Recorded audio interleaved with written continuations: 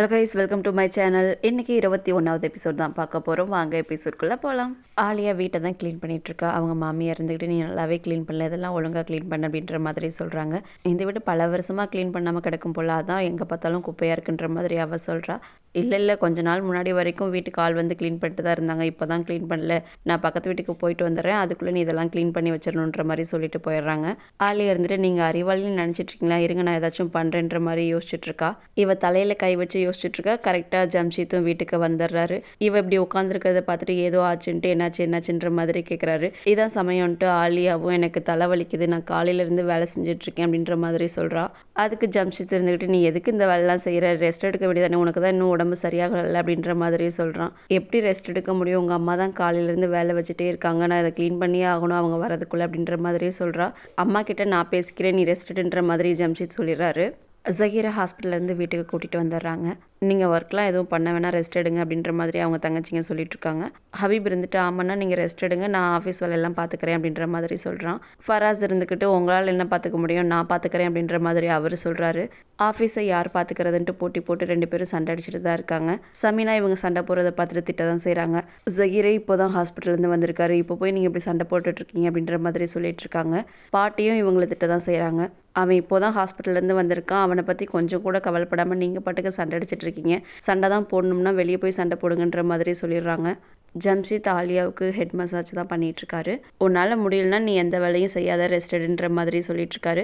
இவங்க பேசிகிட்டு இருக்கும்போதே அவங்க அம்மாவும் வந்துடுறாங்க. வீடெல்லாம் க்ளீன் பண்ண சொன்னேன், இன்னும் க்ளீன் பண்ணாமல் இருக்க, என்னாச்சு அப்படின்ற மாதிரி அவங்க அம்மா கேட்குறாங்க. ஜம்ஷீத் இருந்துக்கிட்டு அவள் க்ளீன் பண்ணிட்டு தான் இருந்தால், அவளுக்கு உடம்பு சரியில்லை, அதனால தான் நான் க்ளீன் பண்ண வேணான்னு சொன்னேன்ற மாதிரி சொல்கிறான். நான் போகும்போது அவள் நல்லா தாண்டா இருந்தா, எப்படி இப்போ உடம்பு சரியாமல் போயிருக்கும், அவன் நடிக்கிற அப்படின்ற மாதிரி அவங்க அம்மா சொல்கிறாங்க. என்னமோ இப்படி பேசிகிட்டு இருக்கீங்க, நீங்கள் ஆலியாவை நம்பவே மாட்டிங்களா, அவளுக்கு உண்மையாலுமே உடம்பு சரியில்லை அப்படின்ற மாதிரி அவன் சொல்கிறான். அவன் நல்லா உன்னை ஏமாத்துறாடா, காலையில் டிவி பார்த்துட்டு தான் இருந்தா, இப்போ உடம்புக்கு முடியலையா, நீ ரொம்ப அவளை நம்பிட்டு இருக்க அப்படின்ற மாதிரி அவங்க அம்மா சொல்கிறாங்க. அப்படிலாம் எதுவுமே கிடையாதுமா, ஆலியாவுக்கு உண்மையாலுமே உடம்பு சரியில்லை, இல்லைனா அவள் உங்களுக்கு என்ன வேணுமோ அதெல்லாம் செஞ்சு கொடுத்துருவா, அவளுக்கு உங்களை ரொம்ப பிடிக்குன்ற மாதிரி அவன் சொல்கிறான். ஆலியா இருந்துட்டு ஆமாம் நீங்கள் எனக்கு அம்மா மாதிரி அப்படின்ற மாதிரி சொல்கிறா. அதுக்கு அவங்க அம்மா இருந்துக்கிட்டு அப்படியா, என் மேலே அன்பு வச்சுருந்தா மட்டும் பத்தாது, அந்த அன்பை காமிக்கணும் அப்படின்ற மாதிரி சொல்கிறாங்க. என்ன பண்ணணும்னு கேட்குறதுக்கு நான் வீட்டில் சமைச்ச சாப்பாடு சாப்பிட்டு ரொம்ப நாள் ஆகுது, எனக்கு வீட்டில் ஏதாச்சும் நல்ல சாப்பாடாக பண்ணித்தர சொல்லு, அப்போ தான் நம்புவேன் அப்படின்ற மாதிரி அவங்க சொல்கிறாங்க.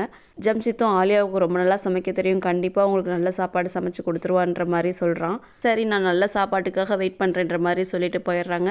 ஆலியா இருந்துட்டு எனக்கு தான் உடம்புக்கு முடியலையே, நான் எப்படி சமைப்பேன்ற மாதிரி கேட்குறா. ஜம்ஷீத் இருந்துட்டு இதுதான் நமக்கு கிடைச்ச ஒரு நல்ல சான்ஸ், இதை நம்ம மிஸ் பண்ணிடவே கூடாது, ஏதாச்சும் ஒரு நல்ல சாப்பாடாக அவங்களுக்கு சமைக்க கொடுத்துரு, அப்போ தான் அம்மா மனசில் இடம் பிடிக்க முடியுன்ற மாதிரி சொல்லிடுறான்.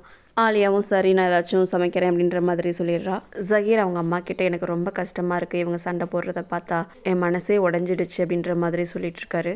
அவங்க அம்மா இருந்துக்கிட்டு இதை பற்றிலாம் நீ எதுவும் நினைக்காத, எல்லாம் கொஞ்சம் நல்லா மாறிடும் அப்படின்ற மாதிரி சொல்கிறாங்க.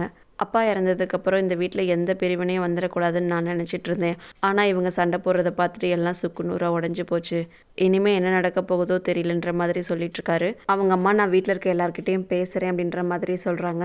கூட பிறந்தவங்களாம் இப்படி சண்டை அடிச்சிட்டு இருக்கும்போது நான் மட்டும் அமைதியாக உட்காந்துட்டு இருக்கேன், நான் இறந்துட்டா அப்புறம் என்ன நடக்கும்னு எனக்கு யோசனை ஓடிக்கிட்டே இருக்குன்ற மாதிரி அவர் சொல்கிறாரு.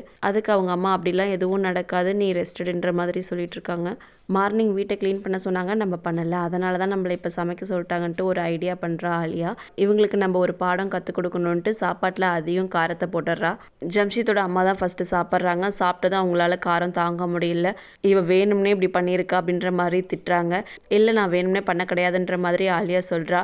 தெரியாமல் யாராச்சும் இவ்வளோ காரத்தை போடுவாங்களா, நீ வேணும்னே பண்ணியிருக்க, எனக்கு ஏதோ ஆக போகுது, நான் செத்து போயிடுவேன் போல், இவ வேணும்னே இப்படி பண்ணியிருக்கான்ற மாதிரி அவங்க அம்மா திட்டிட்டு தான் இருக்காங்க. ஹம்சாவோட ஃப்ரெண்டு ஹம்சாவை தான் திட்டிகிட்டு இருக்கா. உனக்கு கொஞ்சமாச்சும் அறிவு இருக்கா, ஃபாக்கிர் கூப்பிட்டான் அப்படின்றதுக்காக நீ போகிறதான்ற மாதிரி திட்டிகிட்டு தான் இருக்கா.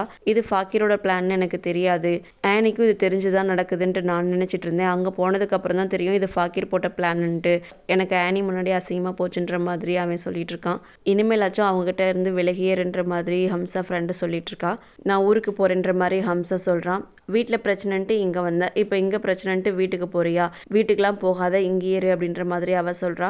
இங்கே இருந்து நான் என்ன பண்ணுறது, நான் ஊருக்கே போகிறேன் அப்படின்ற மாதிரி அவன் சொல்கிறான். இங்கேயே ஏதாச்சும் ஒரு வேலை பாரு, எப்போவுமே உன்னை பிஸியாகவே வச்சுக்கோ, என்னை மட்டும் தொந்தரவு பண்ணாதன்ற மாதிரி சொல்லிட்டு போயிடுறா. ஜம்ஷித் ஆலியா கிட்ட நீ எதுக்கு அவ்வளோ காரத்தை போட்டு அம்மா திட்டிகிட்டு இருக்காங்கன்ற மாதிரி சொல்லிட்டு இருக்கான். நீங்களும் நான் வேணும்னே பண்ணிட்டேன்னு நினைக்கிறீங்களா அப்படின்ற மாதிரி அவள் கேட்குறா. இல்லை நான் அப்படி நினைக்கல, நாளையிலேருந்து எல்லாம் மாறிடும், அம்மா உன் மேலே அன்பாக இருப்பாங்கன்னு நான் நினச்சேன், ஆனால் இப்படி ஆயிடுச்சுன்ற மாதிரி அவன் சொல்கிறான். ஆல்ரெடி எனக்கு உடம்பு சரியில்லை, அதோட குக் பண்ணவும் தான் அப்படி ஆயிடுச்சு, நான் இனிமேல் என்ன பண்ணுறது, எப்படி அம்மா மனசில் இடம் பிடிக்கிறதுன்ற மாதிரி அவள் கேட்குறா.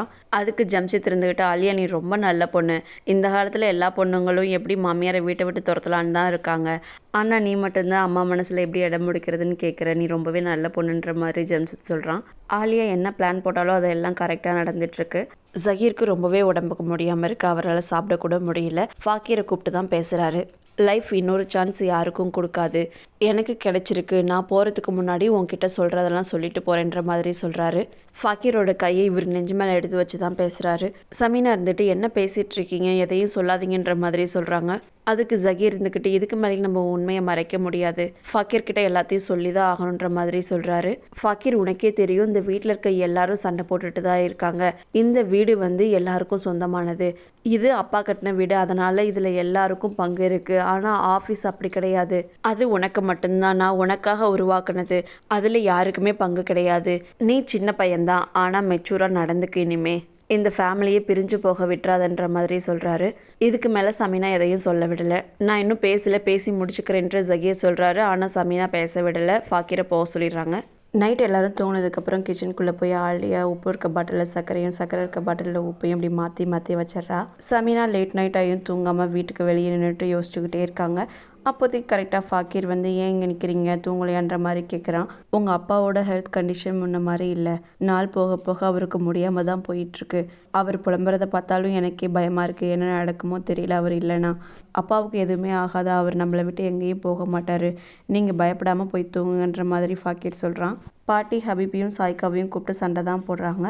இதுக்கு முன்னாடி நம்ம வீட்டில் யாரும் இப்படி சண்டை போட்டுட்டது கிடையாது, எல்லாரும் அவங்க கூட பிறந்தவங்க மேலே அன்பாக தான் இருந்தாங்க, நீங்கள் தான் இப்படி சண்டை போட்டுட்டு கிடக்குறீங்க, உங்கள் அண்ணாக்கிட்ட இருந்து கொஞ்சமாச்சும் கற்றுக்கோங்க, அவங்க ஒரு நாளும் பணத்து மேலே ஆசைப்பட்டது கிடையாது, ஆனால் நீங்கள் அவருக்கு அப்படியே ஆப்போசிட்டாக இருக்கீங்க, இனிமேலாவது சண்டை போடாமல் இருங்கன்ற மாதிரி பாட்டி சொல்கிறாங்க. அப்போயும் இவங்க 2 பேரும் கேட்குறதா இல்லை, அப்போவும் 2 பேரும் சண்டை போட்டுட்டு தான் இருக்காங்க.